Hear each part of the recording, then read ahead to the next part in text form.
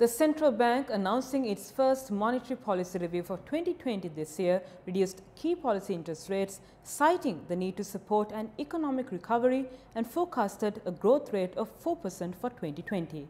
Zinat Musafa has more on this.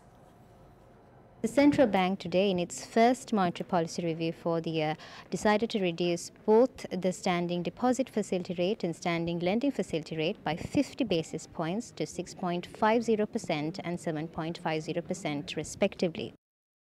This is the third time in less than 9 months that the central bank reduced rates. The governor of the central bank said the recent acceleration of inflation to 6.2% in December of 2019 was mainly caused by food inflation and not overheating of the economy.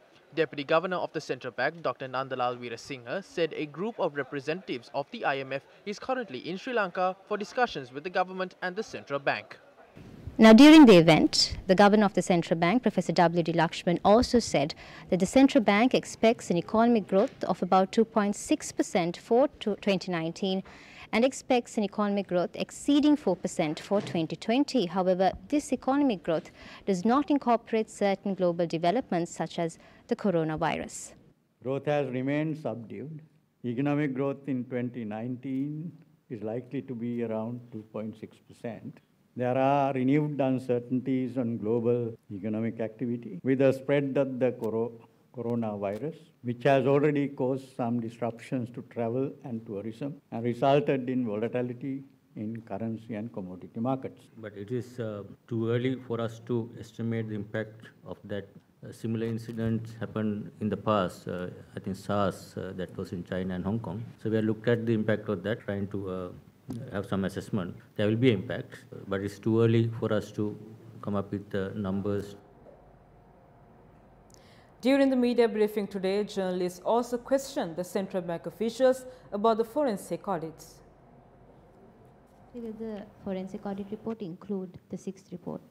Sixth forensic audit is basically to audit or the investigation on selected entities regulated and supervised by the central bank. Under the new process, cabinet appointed tender committee had published all the RFPs and called the bids from number of parties, and financial bid will be open tomorrow. We will, after that, what we have to do is the price negotiations and then inform the relevant authorities with regard to the, it is linked to the court decision as well. So therefore, before we move ahead, before we take any decision, we need to inform the court as well. Governor, do you expect to take any action on the forensic audit report? It's difficult to give a yes, no kind of answer to that. The government is considering, and then there are certain areas in which the central bank can take action.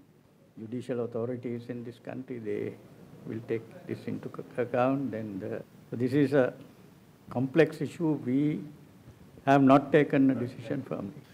Now, the reports say that there was certainly negligence. Will there be a look at divesting the EPF from the central bank and making it independent? We are not going to comment on the contents of the report at this point. Especially one of the reports is to look at regulatory and supervisory, if there are lapses, then we look at those things and we trying to, as I mentioned earlier, correct those things and implement proper procedures. Contents of the report is auditor's report. It's not the monetary board, it's not central bank report.